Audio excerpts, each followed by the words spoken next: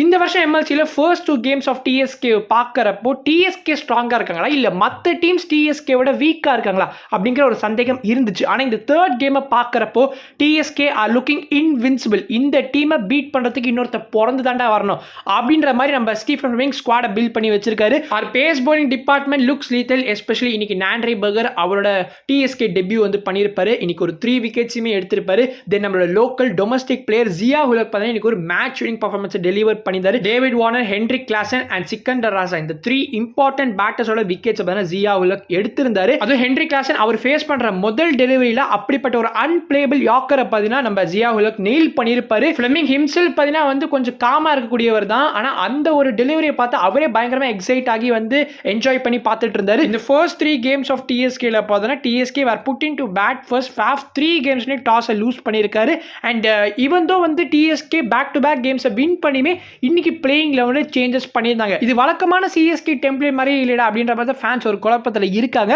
But TSK ஒரு new அப்ரோச்சை வந்து இப்போ ட்ரை பண்ற மாதிரி தான் இருக்கு. பிகாஸ் இன்னைக்கு 3 சேஞ்சஸ் பண்ணியிருப்பாங்க. ஆடம் மில்னிக்கு பதிலாக Nandre Burger was brought in. Then Stephen வீக்கு பதிலாக ஒரு எக்ஸ்ட்ரா பேட்டரோட இன்னைக்கு டிஎஸ்கே போயிருந்தாங்க. Milind Kumar was brought into 11 again. And ஃபைனலா டானவன் ஃபெரேராக்கு பதிலாக the much needed change Marcus Stoinis was brought in. So finally இந்த எம்எல்சி 2020 மார்க்கஸ் டானிஸ் அவரோட முதல் கேமை பிளே பண்ணியிருந்தாரு. அண்ட் அவரோட கான்ட்ரிபியூஷன் அற்புதமாக இன்னைக்கு கேம் இருந்துச்சு. With the bad and ball ரெண்டுத்திலுமே சூப்பராக கான்ட்ரிபியூட் பண்ணி மேட்சை வின் பண்ணி கொடுத்துருக்காரு. என்னதான் டிஎஸ்கே இந்த ஃபர்ஸ்ட் 3 கேம்ஸை வின் பண்ணிதாலுமே அவர் batting approach still looks old school. நம்ம ஃபிளெமிங் இன்னுமே வந்து அந்த 6 ஓவர்ஸ்ல 40 ரன்ஸ் அப்படின்ற மாதிரி அதே ஒரு மோட்டிவோட தான் இருக்காரு. when you have players like Daryl Mitchell, Devon Conway and Faf du Plessis at the top, it is bound to happen.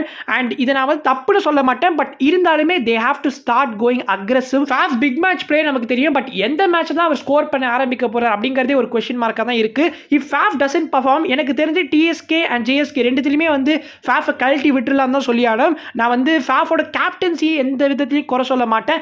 But as a batter Faf இன்னுமே இம்ப்ரூவ் பண்ணி ஆகணும். Then Daryl Mitchell literally he is not even a T20 player. இது எப்போதான் நம்ம Fleming understand பண்ணிக்க போறாருன்றது தெரியல. இந்த எம்எல்சியில் அவரோட ஸ்கோர்ஸ்லாம் பார்த்தோன்னா ஃபர்ஸ்ட் கேம்ல 25 of 26, செகண்ட் கேம்ல 36 of 33 அண்ட் இன்னைக்கு நடந்த கேம்ல 8 of 7. டாரல் மிச்சலுக்கு பதிலாக ஒரு லோக்கல் பிளேயர் கூட கொண்டு வந்து ஆடுங்க. ஏன்னா டாரல் மிச்சலை விட அந்த லோக்கல் பிளேயர் கூட நல்ல ஒரு ஸ்ட்ரைக் ரேட்டோட ப்ளே பண்ணுவாரு. 11ல 5 ஓவர்சீஸ் வச்சு ஆனாலும் பிரச்சனை கிடையாது. பட் டாரல் மிச்சலுக்கு பதிலாக we should bring in a change கண்டிப்பா. when a local players start performing that makes this MLC beautiful and healthy. after all இந்த லீக் ஆரம்பிச்சதுக்கான மெயின் ரீசனா வந்து யூஎஸ் கிரிக்கெட்டை டெவலப் பண்ணி இம்ப்ரூவ் பண்றதுக்காக தான் ஆரம்பிச்சிருப்பாங்க. ஸோ அதுக்கு ஏற்ற மாதிரி இப்போ யூஎஸ் கிரிக்கெட்டர்ஸ்லாம் நல்லா ப்ளே பண்ணிட்டு இருக்காங்க. எஸ்பெஷலி நம்ம டிஎஸ்கேல பார்த்தீங்கன்னா ஜியா உலக் பத்தி பேசியிருப்போம். And not to forget last 2 கேம்ஸா சாய் தேஜாவோட கான்ட்ரிபியூஷனுமே ரொம்ப நல்லா இருந்திருக்கு. நான் வந்து லாஸ்ட் வீடியோ சொல்லியிருப்பேன் அவரை கண்டிப்பா பேக் பண்ணணும் அப்படின்னு. 21 years old தான். ஸோ சூப்பர் டேலண்ட் அவரு. அண்ட் லாஸ்ட் 2 கேம்ஸ் நீங்க பார்த்திருப்பீங்க. 31 of 22 against LAKR அண்ட் இன்னைக்கு கேம்ல 30 of 23 against Seattle Orcas. First கேம்ல டிஎஸ்கேக்கு மேட்ச் வின் பண்ணி கொடுத்த கால்வின் சாவேஜ் ஏன் பவுல் பண்ண மாட்டாரு? That's also a question to be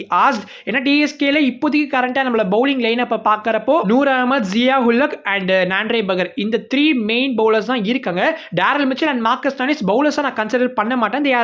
they are kind of batting all-rounders தான். ஸோ அப்படிங்கிறப்போ நீங்க கண்டிப்பா கால்வின் சாவேஜுக்கு ஓவரை கொடுக்கலாம். பட் ஏன் ஃபாஃப் சாவேஜை ட்ரை அவுட் பண்ண மாட்டேங்கிறார் அப்படிங்கிறது தெரியல. Maybe Savage is not ready for பவுலிங்கோ என்னவோ. ஏன்னா லாஸ்ட் 2 சீசனா பார்த்தோன்னா நமக்கு நியூ பாலர் ரொம்ப எஃபெக்டிவா வந்து சாவேஜ் இருந்திருக்காரு. ஸோ சாவேஜ் எப்போ பவுலிங் ஃபிட்டா ரெடி ஆகிறாரோ அவரும் ஜியா உலக்கும் சேர்ந்து பவர் பிளேல பவுல் பண்ணா சூப்பரா இருக்கும். நாண்ட்ரே பர்கர் இன்னைக்கு அவரோட கான்ட்ரிபியூஷனே ரொம்ப நல்லா இருந்துச்சு. கண்டிப்பா TSK will be in a confusion whether to start Adam Milne or Nandre Burger. உங்களோட சாய்ஸ் யார் அப்படிங்கறத கண்டிப்பா கமெண்ட்ஸ் சொல்லுங்க.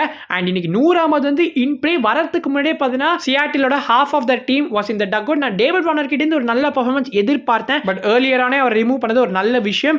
அண்ட் இந்த ஏன் நூர் அகமதுமே ஒரு 3 விக்கெட்ஸ் சிப் இன் பண்ணாரு. ஸோ 27 for 7 ஒரு சிச்சுவேஷன்ல வந்து சியாட்டில் ஆர்காஸ் இருந்தாங்க. 49 is in danger மாதிரி தான் இருந்துச்சு. பட் இந்த அப்படி இப்படின்னு ஏதோ ரன்ஸ் வந்து தேத்தி 60க்கு வந்து ஆல் அவுட் ஆகியிருந்தாங்க. I was hoping for a 100 run margin victory. நம்ம டாரல் மிச்சல் அந்த ஒரு ஓவரை பவுல் பண்ணி 10 ரன் கொடுத்துருப்பாரு பாத்தீங்களா. அது மட்டும் நடக்கலனா டிஎஸ்கே இந்த கேமை கண்டிப்பா 100 runs மார்ஜின்ல வின் பண்ணிருப்பாங்க. Anyway it was a great victory. And TSK இப்போ பார்த்தீங்கன்னா they are going to move to Grand Prairie in Texas. So நம்மளோட ஹோம் கிரவுண்ட்ல நம்மளோட மேட்சஸ்லாம் ஆரம்பிக்க போகுது. ஃப்ரம் 21st பார்த்தீங்கன்னா வந்து நம்மளோட ஹோம் கிரவுண்ட்ல இருந்து மேட்சஸ் நடக்க போகுது.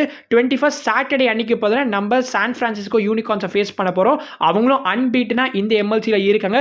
So one team are going to get beaten on Saturday. அது யார் அப்படிங்கறத வெயிட் பண்ணி பார்ப்போம். ஸோ அந்த மேட்ச் பண்ணா 5:30 AM ஸ்டார்ட் ஆகும் இந்தியன் ஸ்டாண்டர்ட் டைம் படி. வழக்கமா ரிவ்யூவோட வீடியோ ஸ்டாப் பண்ணிடுவேன். பட் இன்னொரு விஷயத்தை பத்தி கண்டிப்பா டிஸ்கஸ் பண்ணி இது பார்த்தீங்கன்னா வந்து எம்எல்சி கிடையாது. பட் நம்மளோட ரவிச்சந்திரன் அஸ்வினை பத்தி ரீசன்ட் டைம்ல அந்த மனுஷன் எல்லா கான்ட்ரவர்சிலையும் வந்து சிக்கிட்டு இருக்காரு. ஸோ டிஎன்பிலே ஆல்ரெடி 2 கான்ட்ரவர்சிஸ்ல வந்து மாட்டியிருப்பாரு. ஃபர்ஸ்ட் அந்த எல்பிடபிள்யூ இன்சிடென்ட் உங்களுக்கு ஞாபகம் இருக்கும். ஸோ சாய் கிஷோர் பவுல் பண்ண அந்த ஒரு டெலிவரியில் பார்த்தீங்கன்னா எல்பிடபிள்யூ வந்து அஸ்வின் ஆகியிருப்பாரு. ஆக்சுவலி ஒரு சின்ன குழந்தை பார்த்தா கூட அது அவுட் இல்லை அப்படின்னு தான் சொல்ல, பிகாஸ் பிச்சிங்கே பார்த்தீங்கன்னா அவுட் சைடில் இருந்துச்சு. சரி, அம்பையர் இந்த மாதிரி ராங்கா கால் பண்றதுல எந்த ஒரு பிரச்சனையும் கிடையாது. ஆனா நீங்க 2 ரிவ்யூ உங்ககிட்ட இருந்துச்சு, நீங்க 2 ரிவ்யூ வந்து யூஸ் பண்ணி வேஸ்ட் பண்ணிட்டீங்க. அப்படிங்கிறப்போ நீங்க ஒழுங்கு மரியாதை வெளில போறது தான் கரெக்டான ஒரு முடிவு. ஆனா அஸ்வின் அதை பண்ணாரா?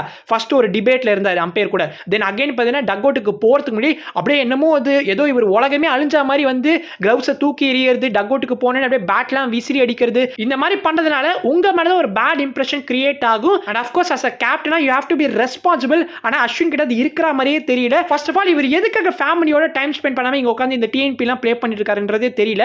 ஏன்னா எல்லாமே அச்சீவ் பண்ணாரு. இப்போ எதுக்கு இவர் உட்காந்து இதை ப்ளே பண்ணிட்டு இருக்காருன்றதே தெரியல. அழகா வந்து வழி விட்டு வேற பிளேயர்ஸ்க்கு சான்ஸ் கொடுக்கலாம். இன்னும் இவர் பார்த்தீங்கன்னா வந்து இந்த டிஎன்பியில் ப்ளே பண்ணி என்ன சாதிக்க போறான்றது தெரியல. நான் ஹேட்லாம் பண்ண விரும்பல, பட் இருந்தாலும் அவர் பண்ற அந்த சில விஷயங்கள்லாம் பார்க்கறப்போ இந்த மாதிரி பேச தான் தோணுது. அண்ட் செகண்ட் ஹாஃப் பார்த்தா இப்போ ரீசெண்டா 14th ஜூன் அன்னைக்கு பார்த்தோன்னா மதுரை பேந்தர்ஸோட திண்டுக்கல் டிராகன்ஸ் ஒரு கேம் ப்ளே பண்ணிருந்தாங்க. ஸோ அந்த கேமோட பார்த்தா திண்டுக்கல் டிராகன்ஸ் ஒரு அபார வெற்றி, வெறும் 1 விக்கெட் தான் லூஸ் பண்ணிருந்தாங்க. 150 சேஸ் பண்ணி முடிச்சிருப்பாங்க. ஓகேங்களா, மேட்ச் முடிஞ்சதுக்கு அப்புறமா மதுரையோட கோச் பார்த்தா கம்ப்ளைண்ட் ஒன்று ரெஜிஸ்டர் பண்ணிருக்காரு திண்டுக்கல் டிராகன்ஸ் மேல. ஸோ திண்டுக்கல் டிராகன்ஸ் வந்து பால் டேம்பரிங் பண்ணிருக்காங்க. பால் துடைக்கிற டவல்ஸ்ல கெமிக்கல் ட்ரீட் பண்ண காரணத்தால எங்க பேட்டர்ஸோட பெர்ஃபார்மன்ஸ் அஃபெக்ட் ஆச்சு. ஸோ அதனால தான் வந்து ஆஃப்டர் த பவர் பிளே எங்களால சரியா ப்ளே பண்ண முடியல. ஸோ செக் பண்ணி பார்த்தப்போ 6 ஓவர்ஸ்ல 55 for 1 இருந்திருக்காங்க. அங்கேருந்து ஒரு கொலாப்ஸ் ஆகி 20 ஓவர்ஸ்ல 150 for 8 முடிச்சிருக்காங்க. விச் மீன்ஸ் லாஸ்ட் 14 ஓவர்ஸ்ல பார்த்தா வெறும் 95 ரன்ஸ் தான் சிஎஸ்கே மதுரை பேந்தர்ஸ் ஸ்கோர் பண்ணிருக்காங்க. லேட் ஆன் எல்லா இன்வெஸ்டிகேஷனும் பண்ணதுக்கு அப்புறம் ESPN கிரிக் இன்ஃபோல என்ன கன்ஃபார்ம் பண்ணிருக்காங்கன்னா அஸ்வின் அண்ட் ஹிஸ் டீம் எந்த ஒரு பால் டேம்பரிங்கும் பண்ணல, பால்ல எந்த ஒரு கெமிக்கலையும் ட்ரீட் பண்ணல அப்படின்றத கன்ஃபார்ம் பண்ணிருக்காங்க. தென் இன்னொரு கான்ட்ரவர்சி பார்த்தா அஸ்வின் அவரோட யூடியூப் சேனல் ஏதோ ஒரு வீடியோ போஸ்ட் பண்ணிருக்காரு போல ரீசெண்டா. இந்த IPL 2020 எல்லா டீம்ஸையும் கம்பைன் பண்ணி பெஸ்ட் பிளேயிங் லெவல் ஒன்று மேக் பண்ணிருக்காங்க போல. ஸோ அந்த பிளேயிங் லெவலில் டெவால் பிரேவிஸை ஃபர்ஸ்ட் இன்க்ளூட் பண்ணியிருந்தாரு. தென் லேட் ஆன் டெவால் பிரேவிஸை வந்து வெளில எடுத்துட்டு அதுக்கு பதிலாக சஷாங்க் சிங்கை நான் உள்ள கொண்டு வர போறேன் அப்படின்னு வந்து சொல்லியிருக்காரு போல. எதுக்காக பிரேவிஸை வெளில எடுத்துன்னு கேட்டா அவரோட சாம்பிள் சைஸ் கம்மியா, அதாவது கம்மியான மேட்சஸ் தான் ப்ளே பண்ணியிருக்காரா. ஸோ அதை வச்சு அவர் அசஸ் பண்ண முடியாது, அதனால அவருக்கு பதிலாக சஷாங்க் சிங்கை உள்ள கொண்டு வர போறேன் அப்படின்னு வந்து சொல்லியிருக்காரு. அண்ட் இதுவுமே பார்த்தீங்கன்னா வந்து நம்ம சிஎஸ்கே ஃபேன்ஸ் மத்தியில் வந்து ஒரு கான்ட்ரவர்சியா வந்து மாறி இருக்கு. நான் டெவால் பிரேவிஸை எடுத்துறேன். Okay, sample size and not having finished. இவ்வளவு விஷயங்கள் நடந்ததுக்கு அப்புறமா அஸ்வின் இந்த சிஎஸ்கேவை யாருமே விரும்ப போறது கிடையாது.